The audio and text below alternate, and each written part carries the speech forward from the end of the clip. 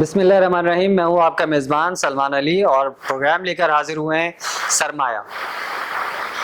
معاشرے کے مختلف شعبوں سے تعلق رکھنے والے ایسے جینیس نابغہ روزگار افراد کا تعارف جو ویسے تو کسی تعارف کے محتاج نہیں ہیں، لیکن آنے والے دنوں میں اور آنے والی نسلوں کے لیے وہ ہمارا سرمایہ ہے جن کا تعارف تاریخ کے ریکارڈ پر محفوظ ہونا چاہیے. اور یوں بھی اس دنیا میں آنے والا ہر شخص، چاہے وہ خدائی عطیے اور خدا کی جانب سے ودیعت کی ہوئی صلاحیتوں کی بنا پر یا کسبی صلاحیتوں کی بنا پر، ایک موقع کا انتظار کرتا ہے کہ وہ اپنے نہ ہونے سے اپنے ہونے کو ثابت کر سکے. اگر وہ ایک موقع مل جائے تو وہ اپنی ان صلاحیتوں کو بروئے کار لا کر اپنے ہونے کو ثابت کرتا ہے. اور آج ہم ایسی شخصیت کے ساتھ بیٹھے ہوئے ہیں کہ جنہوں نے اپنے ہونے کا سفر پتہ نہیں کب طے کر لیا تھا، لیکن اپنے ہونے سے اپنے نہ ہونے تک کا سفر، یعنی تنہائی سے یکتائی تک کا سفر طے کیا. ہماری بڑی عاجزانہ درخواستوں کے بعد کمال بے نیازی سے انہوں نے آج کے لیے ہمارے لیے وقت مختص کیا. ہم انتہائی مشکور ہیں اپنے وقت کے انتہائی بلند قامت شاعر اور بہت بڑے فلسفی جناب میر احمد نوید صاحب کے. قبل اس کے کہ ہم اپنی گفتگو کا آغاز کریں، ایک مختصر سا تعارف میر احمد نوید صاحب کا، کہ جن کی 8 کتابیں اس وقت ویب سائٹس پر اویلیبل ہیں اور زیر طبع ہیں. ان کتابوں کے آنے سے بہت پہلے میر احمد نوید اپنا مقام معاشرے میں رکھتے ہیں، ایک بلند قامت، ایک قداور شخصیت ہیں. اور جس طرح میں نے تعارف میں کہا کہ انہوں نے اپنے ہونے سے نہ ہونے تک کا سفر طے کیا. مزید تفصیلات ان سے گفتگو کرتے ہوئے. میرے صاحب، آپ کی 8 کتب جو ہیں وہ اویلیبل ہیں، جس میں سے ایک کتاب آپ کی اقوال پر مشتمل ہے. جی، اقوال پر مشتمل. اور اس میں جو ابتدا میں آپ نے ایک دعا مانگی ہے، جی ہاں، اس دعا کے بارے میں تھوڑی سی وضاحت آپ سے چاہوں گا. کہ آپ نے کہا کہ دنیا بھر کے انسانوں کے دکھ مجھے دے دے ہاں، اور میرے حصے کی تمام خوشیاں انسانوں میں بانٹ دے. جی ہاں. بس یہ انسان سے محبت ہے مجھے، کیونکہ انسان ہی اللہ کے وجود کا اثبات ہے اس کائنات میں. اور یہ انسان پر توجہ جو ہے وہ 16ویں صدی سے ہوئی ہے. جو رومانٹک فلاسفرس آئے ہیں، ڈیکارٹ نے سب سے پہلے کہا تھا I think there for I am. Descartes جو پہلا فلسفی ہے، اس میں جو کیمرہ آسمانوں میں گھوم رہا تھا، پری سوکریٹس جو پوسٹ سوکریٹس کے بعد وہ زمانہ تھا، دیوی اور دیوتاؤں کی بات ہو رہی تھی، آسمانوں میں کیمرہ گھوم رہا تھا. اس نے اس کیمرے کو روک کے انسان پر روک دیا. اس نے کہا کائنات کا جو ایسنس ہے، جو فروٹ ہے. جب میں نے یہ کہا کہ انسانوں کے حصے کے سارے دکھ میری جھولی میں ڈال دے اور میرے حصے کے سارے سکھ انسانوں کی جھولی میں ڈال دے، اس کا مطلب یہ ہے کہ مجھے انسان سے اتنی ہی محبت ہے جتنی ہونی چاہیے انسان سے محبت. کیونکہ انسان جو ہے اللہ کا مرقع ہے اس کائنات میں. اللہ جس وجود سے بات کرتا ہے وہ انسان ہے. اور ڈیکارٹ نے اس بات کی نشاندہی 16ویں صدی میں کی. اس سے پہلے کیمرہ دیوی اور دیوتاؤں کو تلاش کرنے میں لگا ہوا تھا، فلاں دیوی کا کیا کام ہے، فلاں دیوتا کا کیا کام ہے. تو انسان کائنات کا ایسنس ہے. اور ڈیکارٹ نے یہ کہا آئی تھنک دیئر فور آئی ایم، میں سوچتا ہوں اس لیے میں ہوں. ساتر جو ابھی مراج 30 سال پہلے اس نے یہ کہا نہیں، یہ الٹا کرو اس کو، I am there for I think. I think there for I am there for I think. میں نے اس میں ذرا سا اضافہ کر دیا، I am to think who am I. I am to think who am I. تو انسان جو اپنے آپ سے سوال کرتا ہے ہو ایم آئی، تب پھر اس حقیقت پہنچتا ہے جو انسان کے اندر پوشیدہ ہے. تو آپ نے ایک جگہ یہ اسی نے فرمایا کہ میں نہ ایک ہوں نہ ہے ہوں. کیونکہ میں ایک ہوں نہ ہے ہوں. کہ اگر تم ایک کہو گے تو یہ ایک اس لیے ایک ہے کہ اس کے بعد 2 آتا، 2 کی وجہ سے یہ ایک ہے. تو 2 اگر میں ہٹا دوں تو یہ کیا ہے؟ یہ کچھ بھی نہیں. اور ہے کہو گے تو جہاں تک تمہاری عقل ہے وہاں تک تمہاری ہے، اس میں نہیں آ سکتا میں۔ اچھا پھر میں آگے جو کہا، تم میری تلاش میں جہاں کہیں بھی پہنچتے ہو وہاں تم خود ہوتے ہو، میں نہیں۔ تو یہ وحدت اور کثرت کے فلسفے سے ملتا ہوا جی ہاں، جی ہاں، ایک وہ ہے کہ پروردگار ہر کثرت میں خود ہی نظر آتا ہے۔ خود اچھا، ہاں میری تنہائی اور ہوں میری یکتائی ہے، یہ تنہائی سے یکتائی کا جو سفر ہے اس کی تھوڑی سی وضاحت کر دیں۔ جیسے کہ ہم نے تعارف میں بھی کہا کہ آپ نے تنہائی کا سفر طے کر کے یکتائی تک پہنچے۔ دیکھیے، جب انسان میں کائنات میں آنکھ کھولتا ہے انسان تو اپنے آپ کو تنہا محسوس کرتا ہے۔ مہاتما بدھ جب دنیا سے گیا اس نے کہا دکھم دکھم دکھم، دنیا دکھ کے علاوہ کچھ بھی نہیں۔ میں یہ کہتا ہوں کہ اپنی فرام لونلینس ٹو وننس یہ انسان کا سفر ہے۔ جس نے اپنی وننس کو پا لیا وہ تکمیل پا گیا وہ انسان، اور جو وننس اپنی نہیں پا سکا وہ تنہا تھا، تنہا ہے، تنہا ہی چلا جائے گا۔ میں جو بات کر رہا ہوں وہ 6 لفظوں میں ختم ہوتی ہے، from I to absolute I, from loneliness to oneness, from anybody to nobody. ابھی نو باڈی تک کا سفر، وننس تک کا سفر اور ایبسولوٹ آئی تک کا سفر انسان کو طے کرنا ہے۔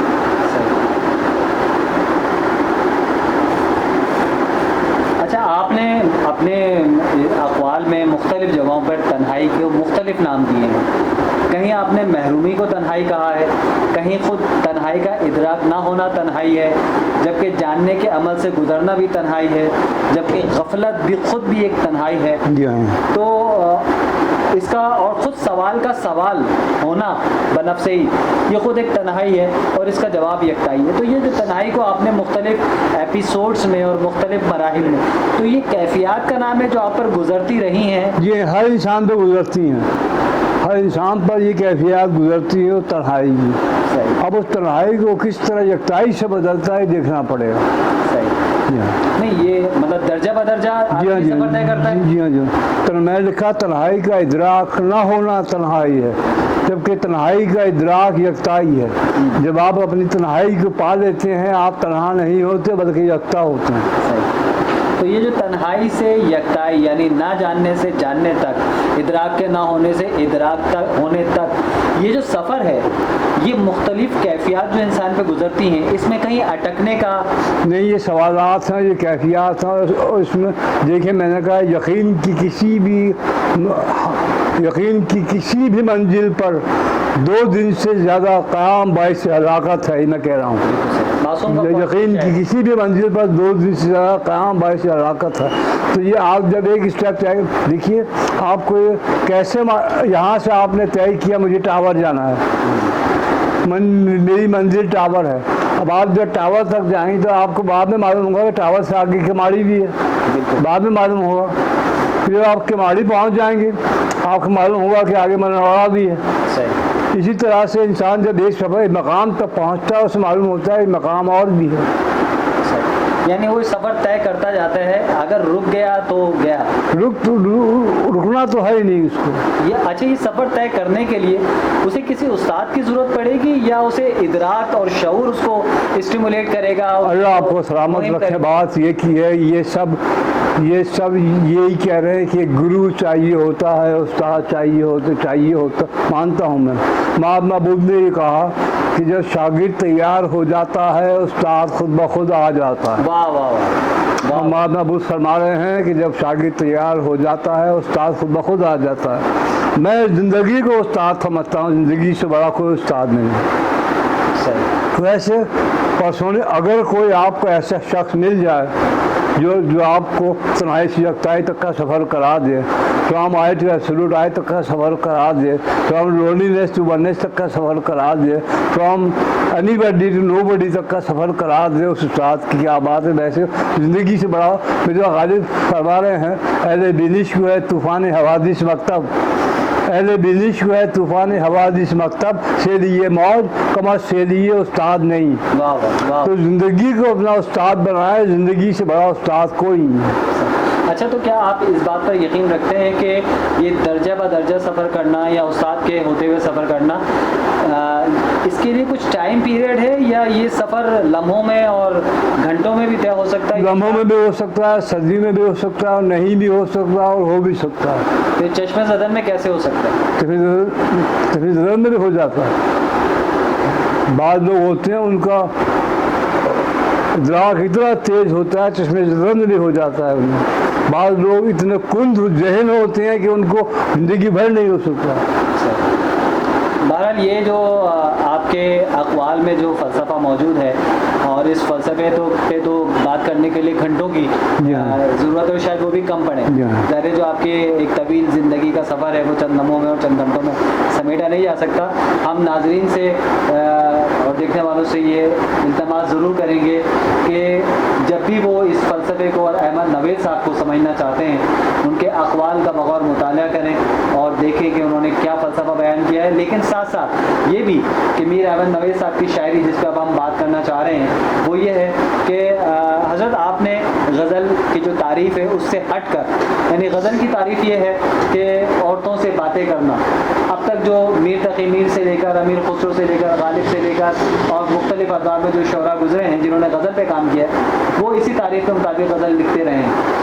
آپ نے غزل کو ایک نئی جہت عطا کی ہے اور اس میں فلسفے کا جو ہے وہ بیان بہت زیادہ ہے. میں نے آپ کی جتنے بھی اشعار کا مطالعہ کیا, غزلوں کا مطالعہ کیا, اس میں عورت سے گفتگو کہیں نظر نہیں آئی سوائے فلسفے کی. اس کے بارے میں تھوڑی سی بات یہ ہے, بہت سے لوگ کہتے ہیں رومانس لکھا نہیں میر صاحب نے.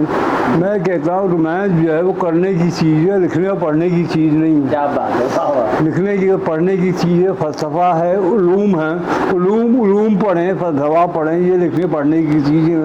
رومانس تو کرنے کی چیز ہے, رومانس پڑھنے کی چیز نہیں, تو زندگی میں شامل کرنے کی چیز ہے.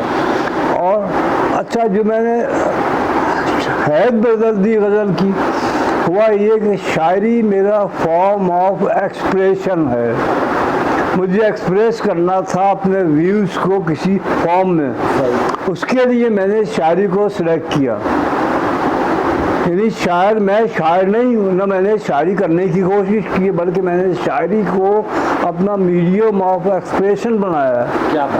اس لیے وہ پوری شاعری بدل گئی. جو ہوتی آ رہی ہے میری شاعری اس سے قطعاً مختلف ہے, چاہے میری غزل ہو, چاہے میری نظم ہو, چاہے میری منقبت ہو, چاہے میرا نوحہ ہو, چاہے میرا مرثیہ ہو. یہ جو وجہ اصول تھے مرثیے کے, نوحے کے, غزل کے, منقبت کے, نظم کے, وہ سب میں نے بدل دیے, کیونکہ یہ میرا میڈیم آف ایکسپریشن ہے, فارم نہیں ہے.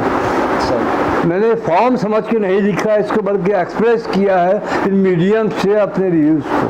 اچھا تو آپ نے شاعری کا سہارا اس لیے تو نہیں لیا کہ فلسفے میں جو کچھ بھی آپ کہنا چاہتے ہیں وہ شاید اتنی آسانی سے نہیں کہا جا سکتا, اور شاعروں پر کوئی قید و بند بھی نہیں لگائی جا سکتی کہ انہوں نے کیا کہہ دیا, اس لیے کہ شاعر بہت آزاد قسم کے ہوتے ہیں. وہ غلو میں بھی کہیں سے کہیں جا سکتے ہیں, وہ کفر میں بھی کہیں سے کہیں جا سکتے ہیں, ٹھیک ہے نا, وہ کسی کی ہجو کرنا چاہیں تو کوئی قید نہیں ہے. تو کیا آپ نے شاعری کا سہارا اس لیے لیا ہے کہ کوئی آپ کے اوپر کسی قسم کی تہمت نہ تراشی جا سکے؟ تہمت کی بات نہیں, تو سب نے لکھا ہے, سب نے نثر بھی لکھی ہے, تہمت سے بھی لگی ہیں ان کے اوپر, شاعروں کو بھی تہمت لگی ہے. بات یہ ہے کہ شاعری سے بہتر مجھے کوئی ایکسپریشن نظر نہیں آیا. شاعری سے بہتر ایکسپریشن آف آئیڈیا, پوئٹری سے بہتر مجھے کوئی لگا. شاعری میں آپ اپنی بات جتنی خوبصورتی سے بیان کر سکتے ہیں کسی اور میڈیم میں نہیں کر سکتے, میں سمجھتا ہوں. اچھا, جب آپ فلسفے کو شاعری میں بیان کر رہے ہوتے ہیں تو اس میں انسان اور خدا کا جو رشتہ ہے, اس میں آپ کہتے ہیں کہ خدا جو ہے وہ خود انسان کو ہی بتانے کے لیے انسانوں کے درمیان, انسانوں جیسے کھلے میں آتا ہے کہ تم کیا ہو, یہ جو ایک ادراک دینا چاہ رہا ہوتا ہے. اور اس کے جواب میں جب آپ شاعری میں آتے ہیں تو آپ کہتے ہیں کہ عشق بھی میں ہی ہوں اور حسن بھی میں ہی ہوں, خود ہی ہادی اور ہدایت میں ہی ہوں. تھوڑی سی اس کی وضاحت کے بات ساری ہے کہ جب وہ جلوہ آپ کے اندر جلوہ آرا ہو جاتا ہے تو نہ میں رہتا ہے نہ تو رہتا ہے. یہ غزل کا میری مطلب ہے, نہ میں ہے نہ تو ہے, نہ میں ہے نہ تو ہے, فقط ایک ہو ہے. फिर न मैं रहता है न तू रहता है, फिर सिर्फ हूँ रह जाती। और आलम हूँ में न मैं है न तू है, दोनों आलम हूँ में है। ये बात। अच्छा, इंसान जब ज़िंदगी गुजारता है, लोगों से मिलता है, मुख्तलिफ अदवार और मराहिल से गुज़रता है, तो कुछ उसके अपने ऐसे दर्द होते हैं जो वो किसी से बयान नहीं कर सकता, और ये दर्द बयान करने के लिए आपने शायरी का सहारा लिया, जिसमें आप कहते हैं कि इस असर के बाज़ार का मैं यूसुफ सा बिका हूँ, इस असर के बाज़ार में यूसुफ सा बिका हूँ, पहुँचेगा कोई क्या मेरी कीमत के बराबर। क्या दर्द है? देखिए वो दर्द क्या है, मिर्ज़ा गालिब से फरमा रहे हैं, मिर्ज़ा गालिब, दिल नादा तो ये हुआ क्या है, आखिर इस दर्द की दवा क्या है। इस दर्द से मुराद कौन सा दर्द है, मिर्ज़ा गालिब ने उसकी तशरीह में पूरा दीवान लिखा है, ये वाला दर्द। वरना अगर शमीम पीली बिजली के दीवान में होता तो समझते शायद मेरे में दर्द हो गया है, दिल में दर्द, पता नहीं कौन सा दर्द हो गया।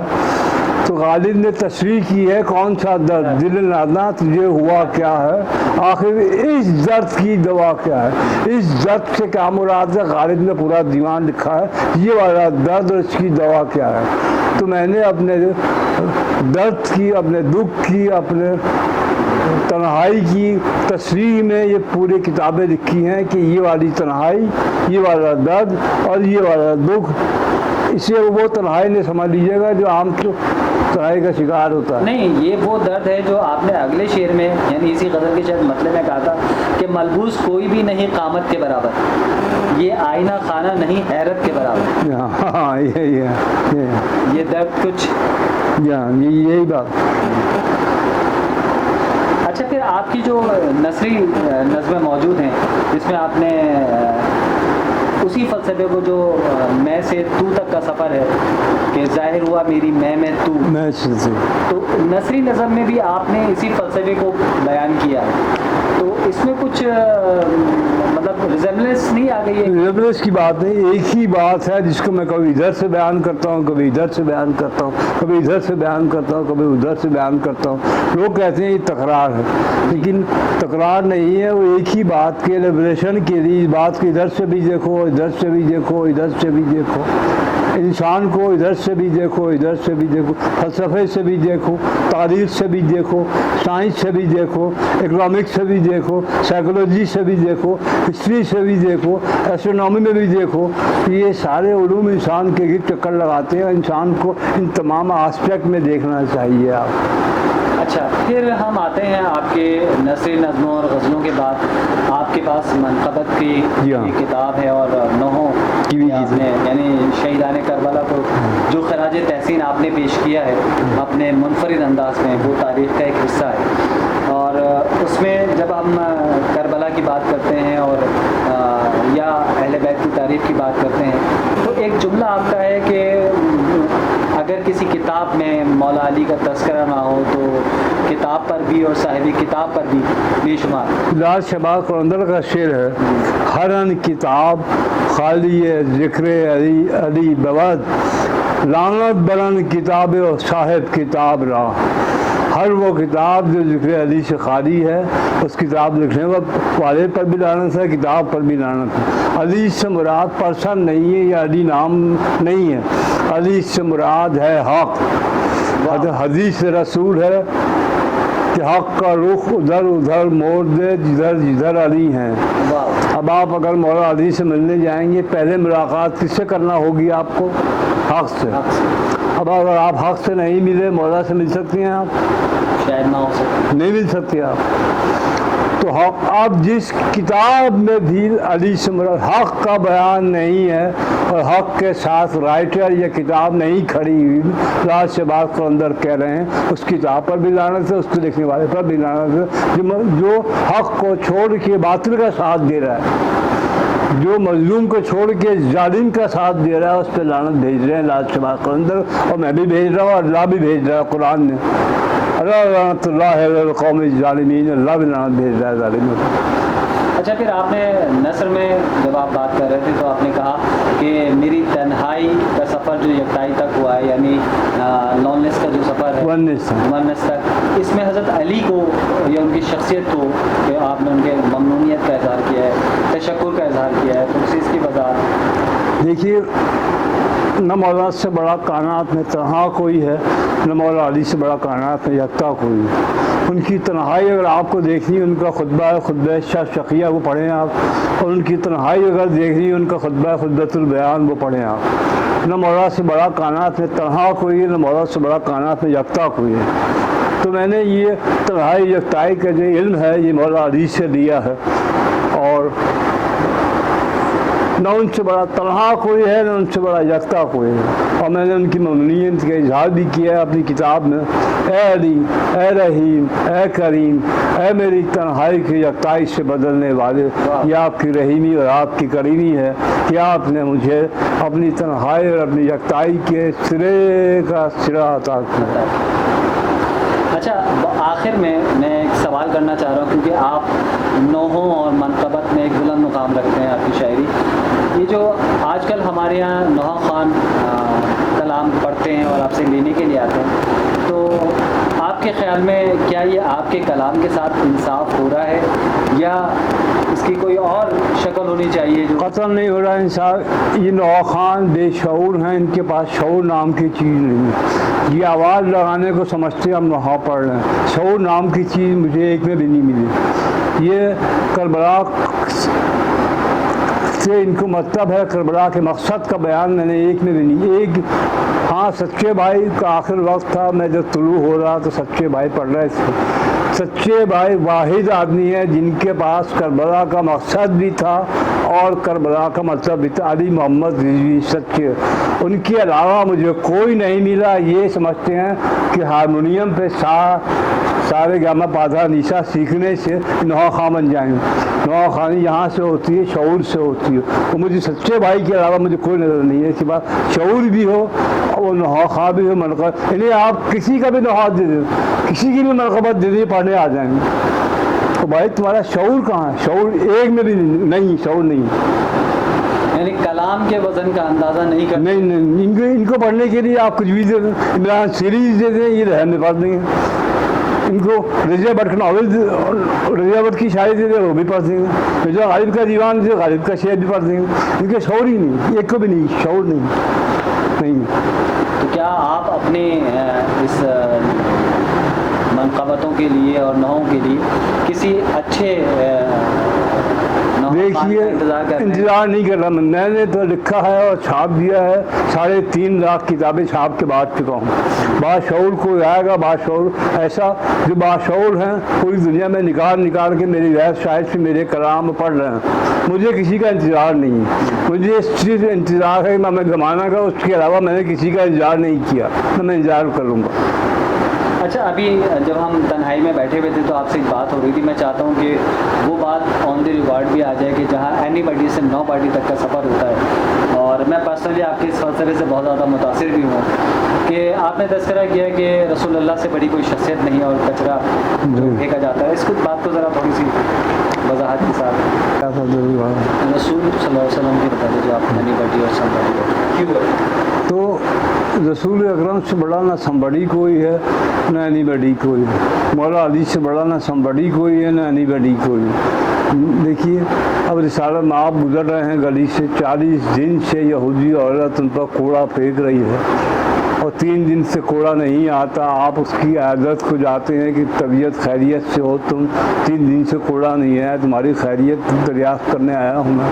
یا تو آپ یہ کہیں محمد کو پتہ ہی نہیں ہے وہ کون ہے, وہ بدر الدجا ہیں, وہ شمس الضحیٰ ہیں, طٰہٰ ہیں, یاسین ہیں, مدثر ہیں, مزمل ہیں. اور اگر ان کو پتہ ہے کہ وہ کون ہے, پھر کوڑا کھا کے کوئی دکھائے مجھے. یا تو مولا علی کو پتہ ہی نہیں کہ وہ کون ہے, مولا علی کے معلوم ہی نہیں. گلے میں رسی باندھ کے ان کی گلی میں, ان کے گھر کے پاس گلی میں کھینچا گیا ہے, گلے میں رسی باندھ کے. ہے کوئی ایسا شاہ مردہ؟ اب میں ان سے سوال کرتا ہوں شیعوں سے کہ بابا خیبر اکھاڑنے والا شاہ مردہ ہے, تو گلے میں رسی بنوا کے کھنچوانے والا شاہ مردہ ہے؟ جواب نہیں ہوتا ان کے پاس. کون شاہ مردہ ہے؟ واحد علی ہیں جو سم بڑی بھی ہیں اور اینی بڑی بھی. ان سے بڑا کوئی ہوگا اینی بڑی؟ کون ہوگا سم بڑی؟ محمد سے بڑا, علی سے بڑا. और इनसे बड़ा एनी बडी कौन होगा कि कूड़ा खा के उसकी खैरियत पूछने आ रहे हैं, पहले मेरा रस्सी बंधवा रहे हैं। मगर जिस फलसफे को मैंने लेके आम किया है कि खुदा के वास्ते फ्रॉम एनीबडी टू नोबडी तक का सफ़र करो और ज़िंदगी अपनी आसान करो। बस जो नोबडी तक पहुंच गया वो वननेस तक पहुंच गया, और जो वननेस तक पहुंच गया वो एब्सोल्यूट आई तक पहुंच गया। 6 बातें मैं कर रहा हूँ, from I to absolute I, from loneliness to oneness, from anybody to nobody. बस बहुत बहुत शुक्रिया। और इस मौके पर हम इंतहा मशहूर हैं जनाब मीर अहमद नवेद साहब के, कि जिन्होंने अपने कीमती लम्हात में से कुछ हमारे लिए स्पेयर किए और इस इंटरव्यू के लिए तैयार हुए। और अपने नाज़रीन को जिस चीज़ के लिए मैं दावत दूंगा कि वो जब मीर अहमद नवेद साहब की शायरी का मुताला कर रहे हों, उनकी कुतुब का मुताला कर रहे हों, तो उनकी एक नज़म है नई तामीर का ख्वाब। नई तामीर का ख्वाब इनकी वो नज़म है जो मुझे पर्सनली बहुत ज़्यादा पसंद आई, और मैं चाहूँगा कि हमारे नौजवान ख़ास तौर पर और हमारे दानिश्वर हज़रात इस नज़म का मुताला ज़रूर करें। आखिर में हम उम्मीद करते हैं कि आपको हमारी एक काविश जो इस मिल्लत, इस कौम के, इस पाकिस्तानी नेशंस के लिए एक सरमाई की हैसियत रखते हैं, ऐसे अफराद के साथ कुछ वक्त गुजारा जाए और उनके व्यूज़, उनके नज़रियात, उनके ख़यालात और वाज़ेह अंदाज में आप तक पहुँचाए जाएँ। आपकी जानिब से कमेंट्स का इंतज़ार रहेगा, आपकी राय का कमेंट सेक्शन में। हम रिक्वेस्ट करेंगे कि जो लोग इस चैनल को विजिट कर रहे हैं वो सब्सक्राइब करें और बेल आइकॉन को ज़रूर प्रेस करें। अपने मेज़बान सलमान अली को और हमारे मेहमान मीर अहमद नवेद साहब को इजाज़त दें। हम आपसे इजाज़त चाहेंगे। इंशाअल्लाह अगले प्रोग्राम तक के लिए अल्लाह हाफ़िज़।